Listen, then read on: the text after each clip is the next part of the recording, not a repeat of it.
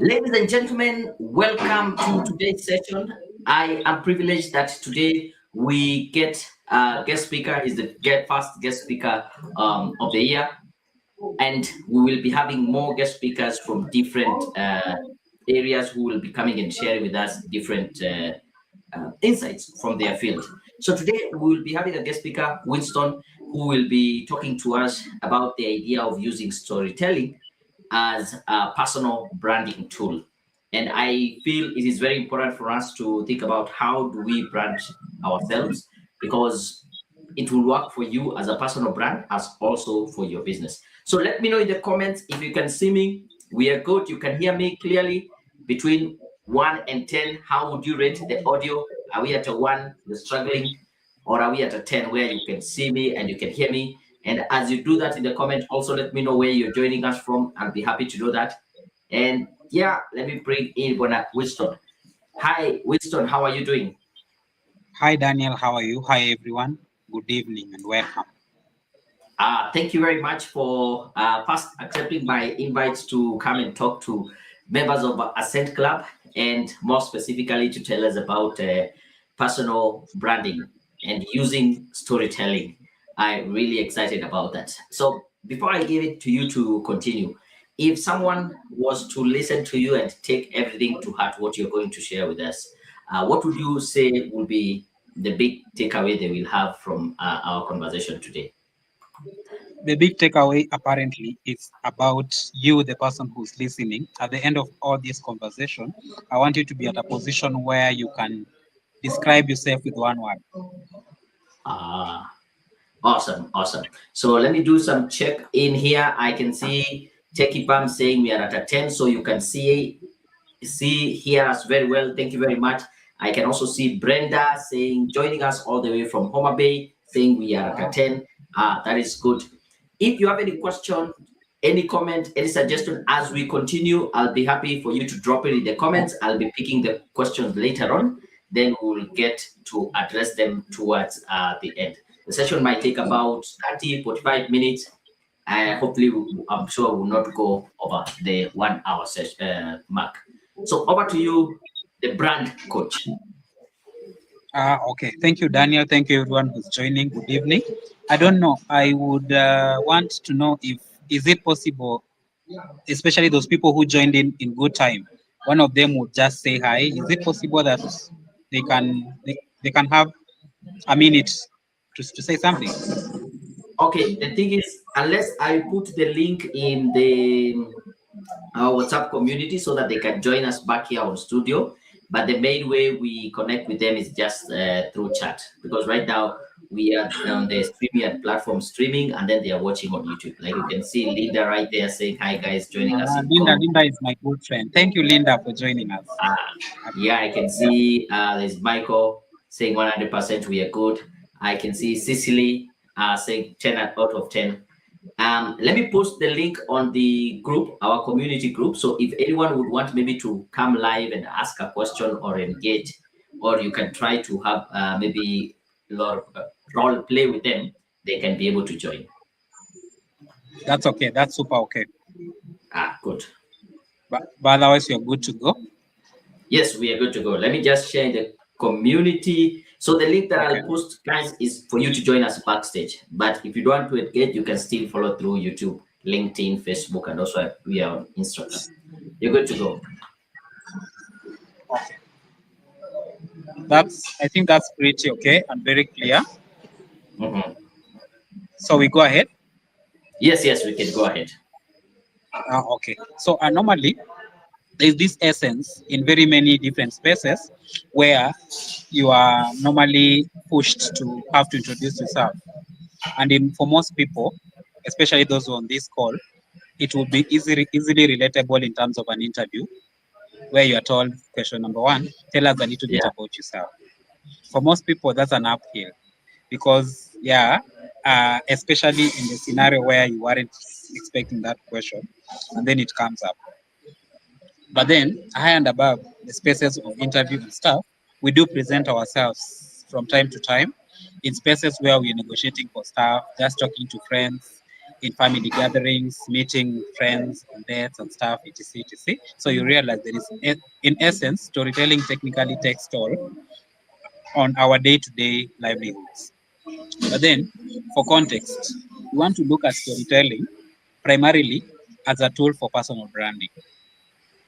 In this time and era, unfortunately or fortunately, personal branding is different things for different people. But if I were to give you one secret in 2026, it would be what's going to save you in 2026? The answer is your story. And as I was starting out this conversation, especially with Daniel, I don't know if all of you had joined so far, he asked me the key takeaway, and I said the key takeaway is at the end of this conversation, you're supposed to be in a position to introduce yourself with one word. So even as you progress, try to think around what is this one word that would best describe or define you at a go. Okay, that said and done, I will give it a little bit some sort of quick background. For background, let's look at the whole space of personal branding and ask ourselves the question of why. Like, why would we even talk about personal branding for a start? And why do we even have to talk about storytelling? When you answer the question of why, you discover everyone would have a different reason for embarking on, I would call it passion project. Most people look at personal branding from the essence of passion, like passion projects. But then everybody has their different whys to it. But luckily enough, despite how different our whys are, there is always a connection to a monetary value. At one point, everybody wants to, at the end of the ball game, be able to monetize their crafts, which is very important. So for that reason, let's start this conversation by playing the history ball. We all of us borrow ancestry from a lineage of a family, and you will agree with me that it starts from all of us who are once hunters and gatherers. You agree? Our forefathers started this life by being hunters and gatherers. And you see, their concept of hunting and gathering was just basic. They just would just want to get something to feed themselves, at least for a day. Because by then the world was limited, the population was low. People technically lived in very small spaces. There was no big need for like out of the box thinking. So with regard, everybody, the man in the house would wake up and go to the bushes to find something for the family. That was the very first stage of the economy. Then as it progressed, there was need for automation. If we had time, I would want you guys to give me an idea of what you would think that automation was. But since unfortunately time is limited, I would technically tell you the answer. The first automation was a spear. Funny as it sounds, somebody invented the spear. So the spear, the whole point was initially man would wake up and chase a gazelle. That would take forever. On a day when the gazelle was prepared, it would go. On the day it was not prepared, they would catch up with it and it would become food for them. But then when man invented the spear, so they would technically throw the spear towards the gazelle, and that would mean they would catch it a little bit faster. To bring it a little bit home, the spear of those years would be the AI of today, for example, food for thought. But then fast forward, there was need to start to commercialize. Me who can't hunt, I would send Daniel who can hunt, and then he'd hunt and we would do better. Maybe if he got a deer and I have some mangoes in my home, I would give him some mangoes and then I take the deer and then I'm sorted for supper. So it kept progressing to the essence that fast forward, man became a farmer. Now they started doing farming for subsistence purposes. And they would just dig the ground with sticks and stuff, just basic, simple stuff. And then fast forward, there was need for mechanizing farming. So now it came the age of machineries. So when machineries came, now farming started to be done in large scale. And I want you to listen to this conversation from the essence of the economical growth. The more the economy grows, the more there is need to expand our thinking around different stuffs, personal branding included. So with mechanization, there was extreme industrialization, and more people were employed into the game. And then fast forward, we jump to we jump the ship into with high production. There is need for extreme logistics for distribution. So money shifted from the farm to the industries, and then from the industries to the logistics. And then fast forward, again, subject to growth and other expansion and other factors, again, there came now the concept of technology, right? So now Yeah. at this point, we are now entering into the era of Akina Bill Gates and stuff. So technology became the new way of doing things. And all of you should have heard about the dot-com bubble, where a lot of things happened. Tech was just taking shape. Most people didn't know what it is or what it is not. But then some people bet their money on the World Wide Web. Some won, some didn't win. But fast forward, technology has defined us for a very long time, up to where we are. And during the age of technology, there is the concept of social media, and social media became like the biggest game changer for most people. And then fast forward, we enter into the age of AI, which comes with massive automation. Why am I even telling you this conversation from the economic angle? I will tell you this so that you think about it from the essence of storytelling and personal branding. So when you are telling your story as a hunter, it means your scope is very limited. And then when you're telling a story as a farmer, your story is starting to expand. The scope is starting to expand. And then the more you move forward to industrialization, the scope is bigger. When you move forward to distribution, the scope grows massive. And then when you come to tech, there is now production at scale. Concepts such as mass production by Henry Ford, for example, became evident during the industrialization age. And then fast forward, AI now beats logic because some right now we don't even know what to expect from AI. But then storytelling, personal branding, and the conversation around the economy, every stage will require a different you, right? So we answer the question of where exactly are you doing this and why are you doing it and what are the kind of scopes that surround you. That becomes very key. But then let's also go back and do a background check to the whole genesis of personal branding connected to storytelling. So at adult age, we have three options. The three options are: number one, we might find a job, so we become career individuals. Option number two, if especially if you're a creative like myself, Daniel, etc., you would go into entrepreneurship, become an entrepreneur. And then, which is what is very common across the globe and majorly here in Kenya, there is the concept of hybrid, where you have a 9 to 5 day job, and then you have a side hustle, which technically speaks to the gig economy. Very important. So having understood these three worlds, you come back and understand that these three worlds will require different kind of personal branding.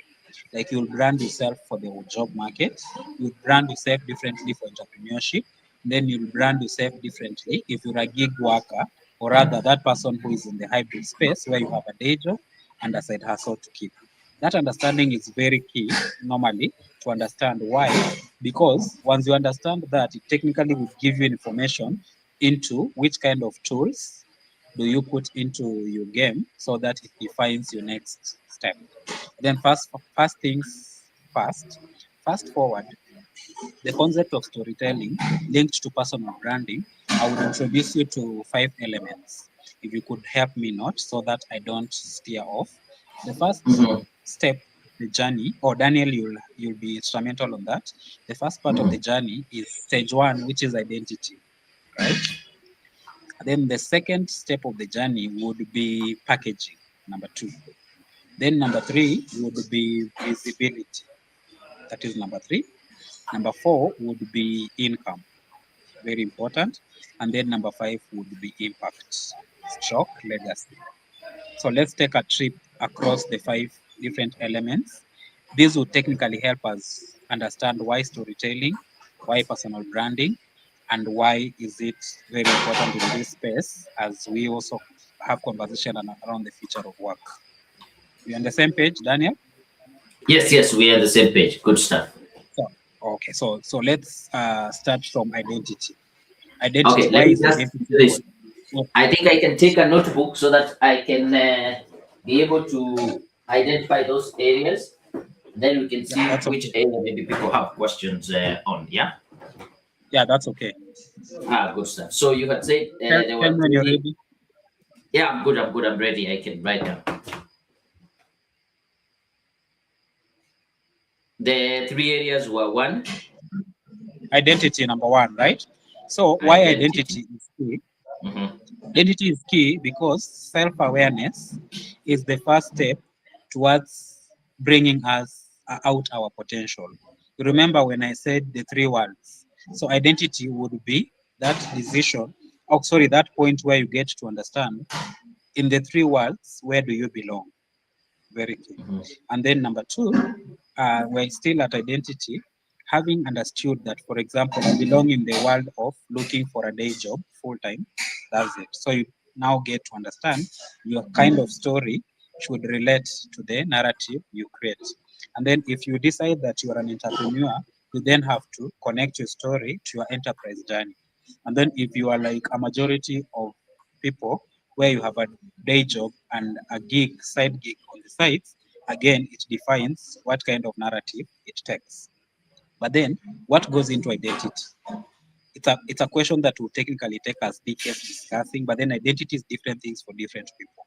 So when it comes to personal branding and especially storytelling, unfortunately, people have this notion that they're supposed to delete some elements of their stories so that they curate to the world something that is very polished, which is a lie. Personal branding is technically anchored 90% on vulnerability. Vulnerable brands, something funny, would sell even more than brands that would sell sophistication. By vulnerability, I mean there are those things that ever happened in your life and journey. They weren't very good things by your standard, even by the standard of the society, but then for some reason they shaped who you become as an individual.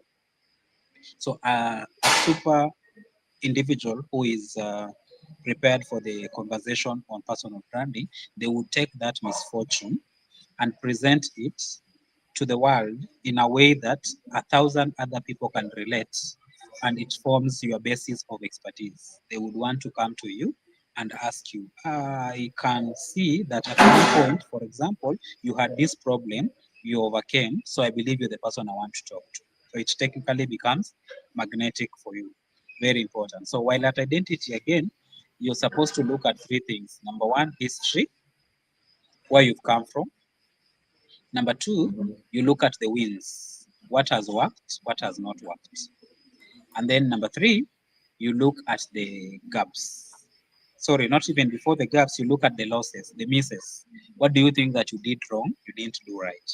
And then these three things, history, wins, losses, will help you to identify the gaps so that your story is anchored around those gaps as you go to the next step.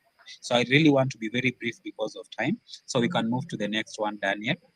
What did I Hmm. say as number two? Uh, from identity, or we switch to packaging, right? Packaging. We are there? Yeah, thank you.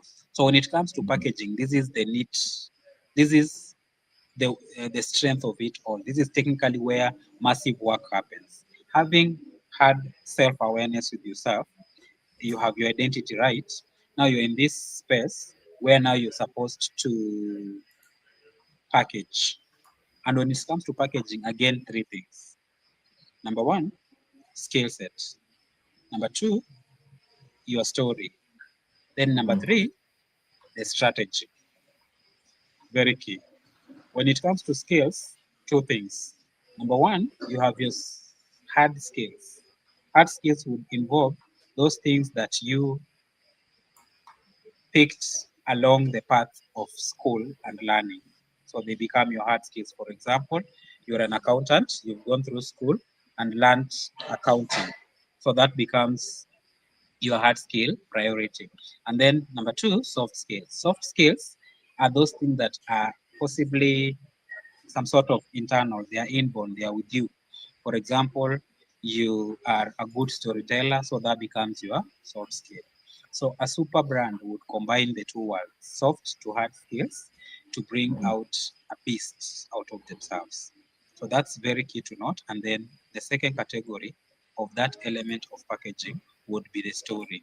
So the question would be, what kind of story are you bringing out to us and to the world all along?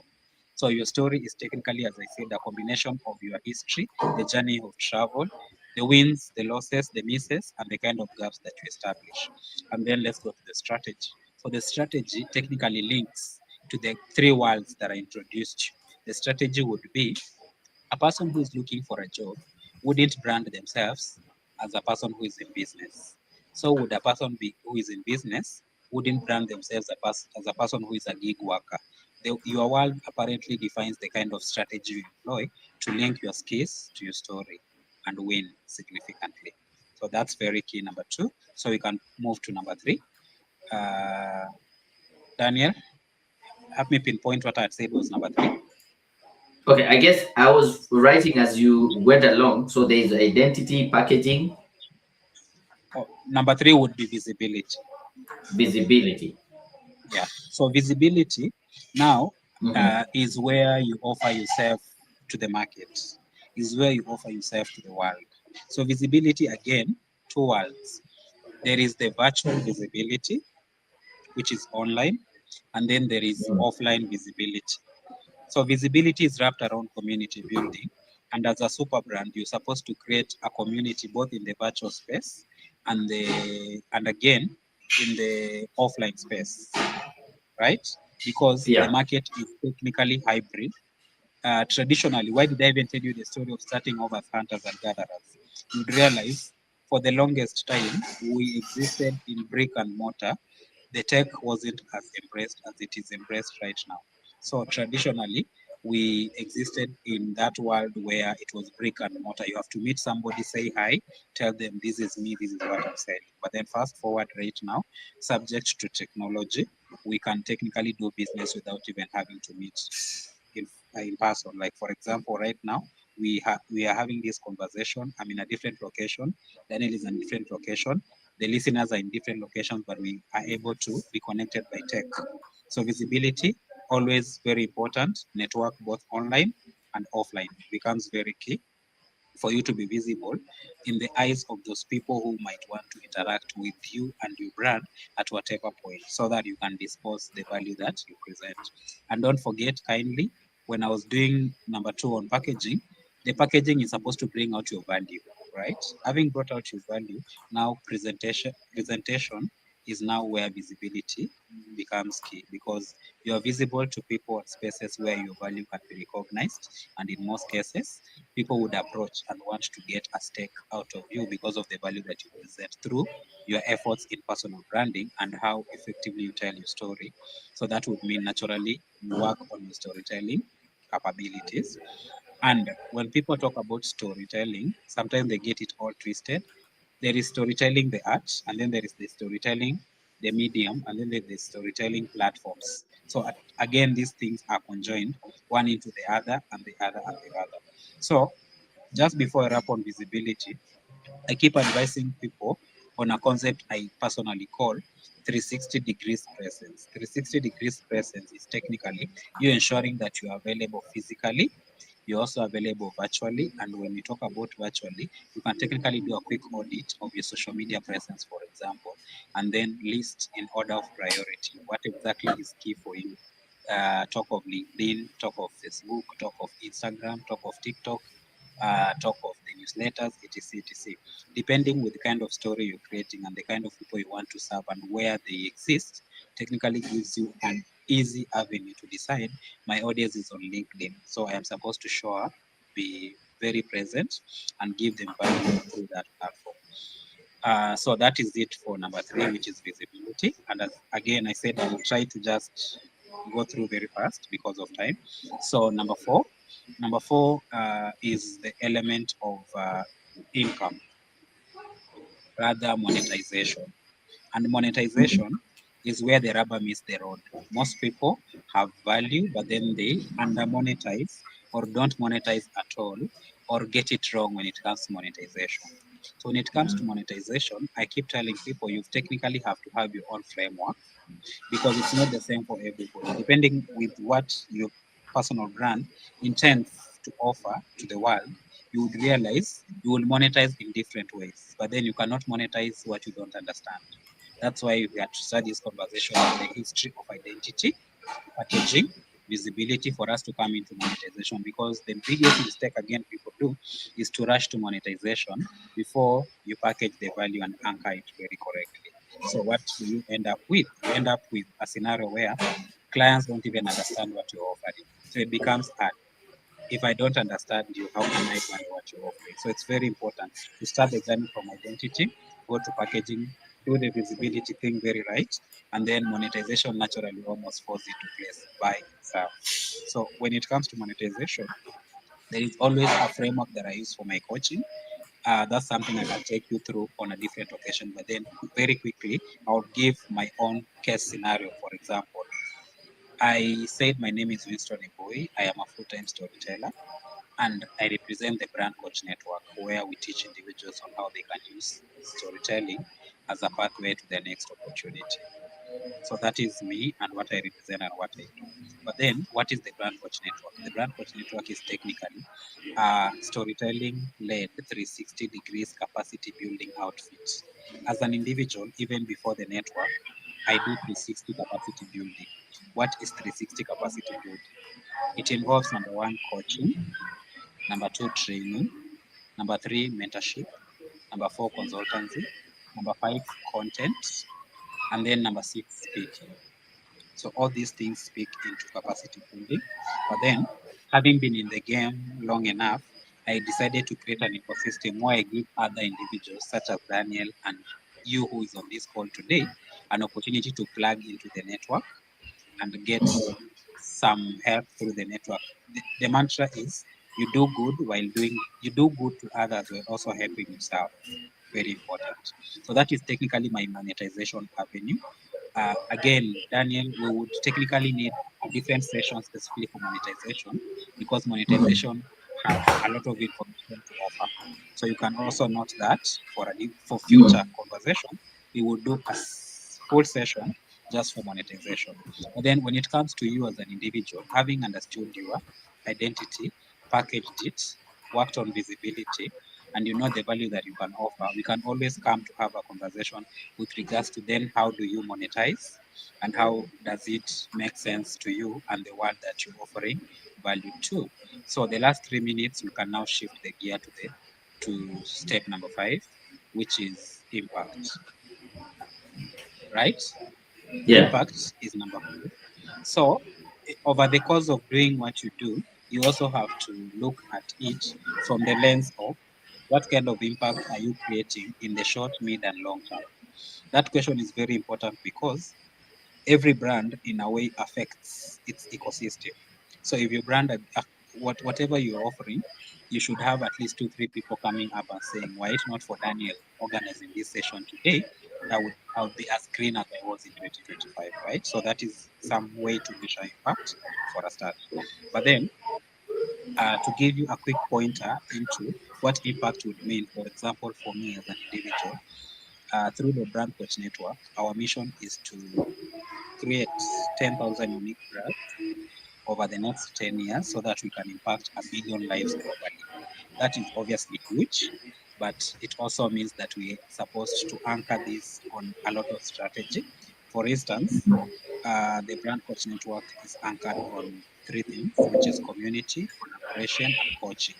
Why? That is our strategy to enable us scale at large without necessarily burning out.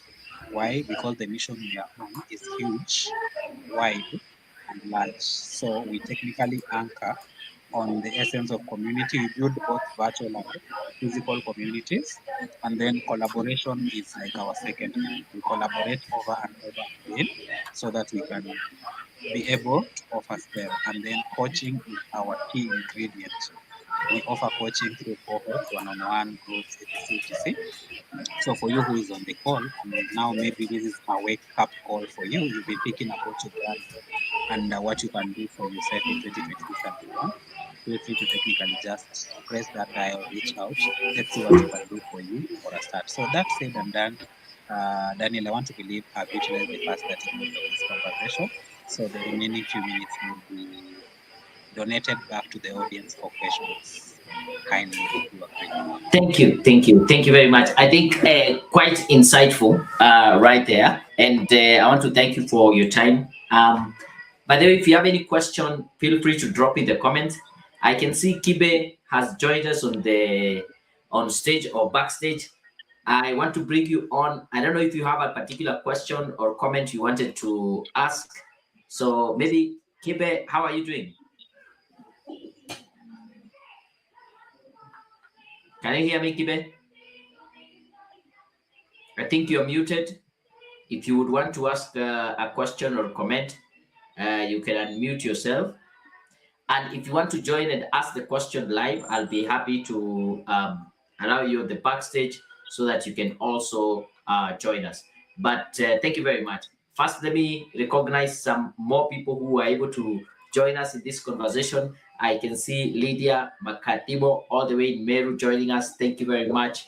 There's Felista in Siokimau saying, Coach Daniel, you remain an inspiration. Thank you. I really appreciate someone on LinkedIn. Moredi Gare, thank you. There's many points from Nakuru. Yeah, we talked with you today. I'm happy. Rhoda, we also talked with you. Oh, good stuff to see people joining all the way in Eldoret. There's also Linda. That was well articulated. Or I think there was some the eye-opening. Now, I would want to ask this specific question, yeah? And especially when it comes to I like the framework: identity, packaging, visibility, income, and impact. But most people would jump most of the steps and go for income. How can I get an income out of this? How would you say, why is it really important for you to follow this like framework, or why is it important for you to first think about the identity? How do I package? How do I become visible? What value am I bringing on board before you start thinking of the income? Oh, okay. Good question. Thank you. And I want to believe, Daniel, especially working as a coach, you have technically come across people who talk of imposter syndrome, have you? You've heard about people who are battling imposter syndrome. Muted. Yes, I've had that before. Exactly. So, to answer your question very quickly, imposter syndrome in most cases is as a result of people who jump from the bed to monetization, right? Because the point is you would meet a person who is, yes, willing to give you some money for you to do something for them, and then along the way you feel like you are supposed to help this person, but then you also feel incomplete because you've not gone through the trajectory of working on your self-awareness trajectory, so that even as you offer yourself to the world, because personal branding is technically like starting to live publicly. So people will judge you, some people will like you, some people will not like you, but then you see how you respond or react to all this stems to your identity journey. So I would technically advise, Rome was never built in a day. When you layer it one step to the other, it technically ensures that your value is well packaged and it's presented in a way that the person who is consuming it has little or no doubt with regards to your capability in that particular space. Because especially with the internet, there is a high rise of individuals who will just wake up and say, I can do this, but then deep down, possibly they are not built for it. So you going through the trajectory of identity, packaging, etc., it is technically you taking care of yourself before you can take care of others. So that's what I would say. Awesome. Thank you. Let me see if we have some questions here. Lucy joining us all the way in Juba. Great to have you. There is also Jackie in Nairobi. I think, have I seen a question? No. Let's talk about this part of visibility. Yeah. And I like the fact that you looked at it as a 360. You can be visible online. That is the virtual spaces. You can be visible physically, where people can see you and stuff. What do you think?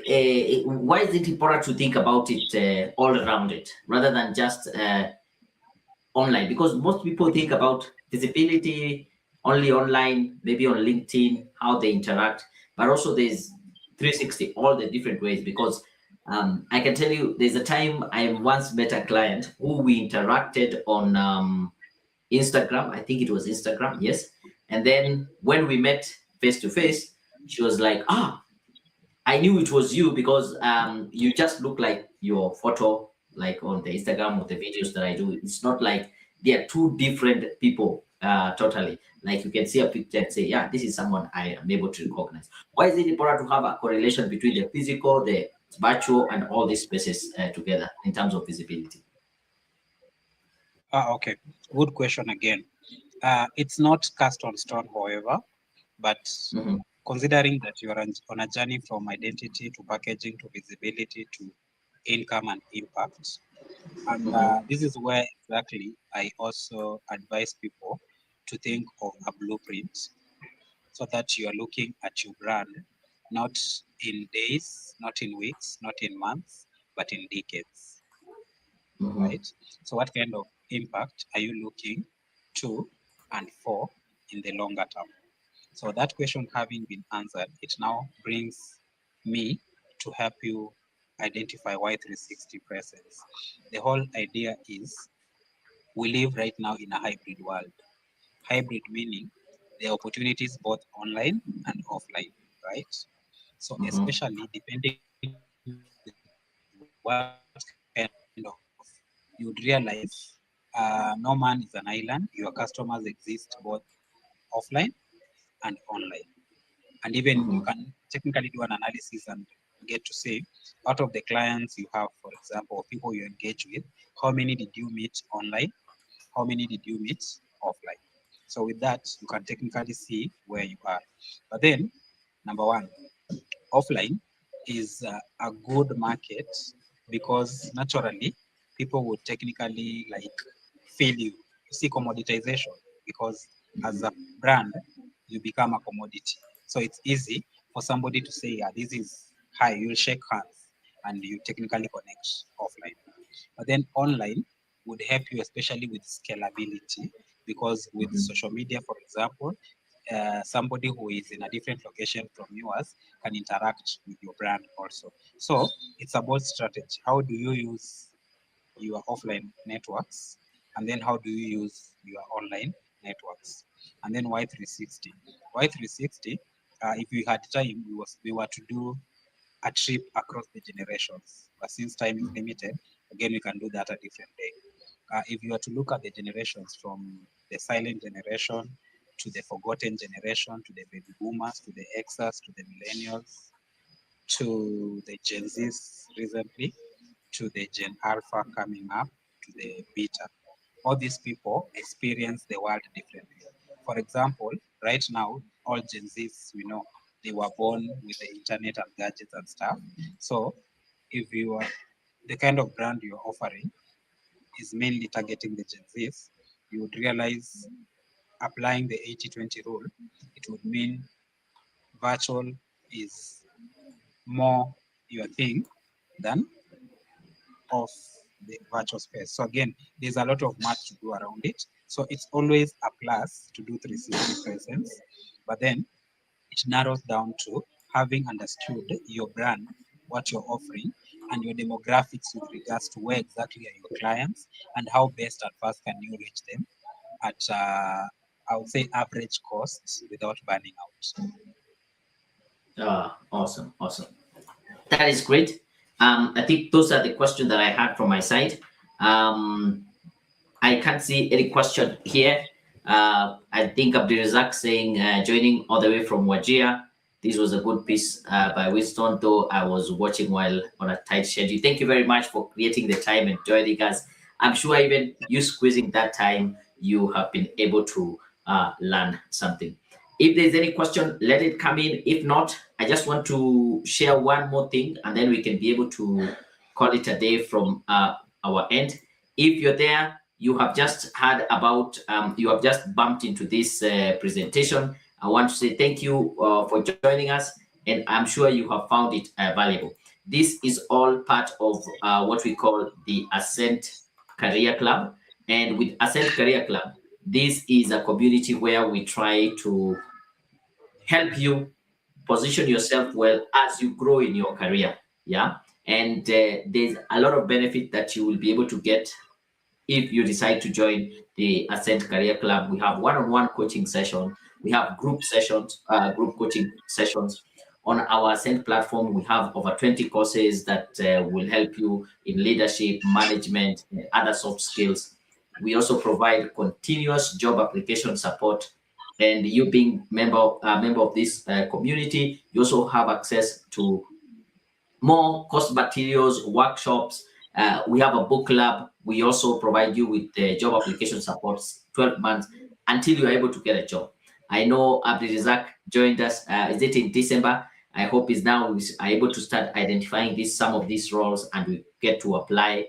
I have seen some people who are already in the membership. Thank you very much. But if you're coming in, you're bumping in, you happen to see this, feel free to reach out to me. My phone number, just WhatsApp me, +254 732 20 97 95. Just WhatsApp me. If you want to call me, please call me during the day. I don't like or I don't pick calls at night. But if you call me during the day, we can chat. If you want us to chat on WhatsApp in the middle of the night, anytime, feel free to ask to join the Ascent Career Club, and then I'll be able to take you through what is expected of you. Otherwise, ladies and gentlemen, thank you very much. I really appreciate you joining us for this session. Any last word before we close it up, the brand coach? What would be your parting shot? Okay. Parting shot, sorry. I would Yes. just reinforce what I started with when we were starting this conversation. I said in Mhm. this time and era, it is very important because attention spans are going low across the board. So it is very Mhm. important for you as a person to be in a position to define yourself with one word. Okay. It is something you Mhm. can do by yourself, something that you Mhm. can reach out for help on that. But then your biggest win in 2026 would be for you to sit down and be able to tell somebody, my name is so and so, and if you are to know what I do, this is the one. Mhm. That's the easiest way to sell yourself in this time, 2026 and beyond. So that would still pass for my parting shot. Awesome, awesome. Thank you. I really appreciate. Ladies and gentlemen, let's keep the conversation going on our WhatsApp community group. If you would have a specific topic that you'd want us to come in and discuss, feel free to also let me know. Next week, I think we'll be having another personal finance coach, somebody to come and talk to us about personal finance. In the community also, I'll be posting the books for our book club. We have about 2 weeks to be able to do our book club, go through one of the book that we'll decide. And then on, let me check the calendar here. I think the first Wednesday of February is 4th February is when we'll have our book club session. Otherwise, we'll keep engaging. And until then, boom, we are out. Thank you. Thank you, guys. Thank you for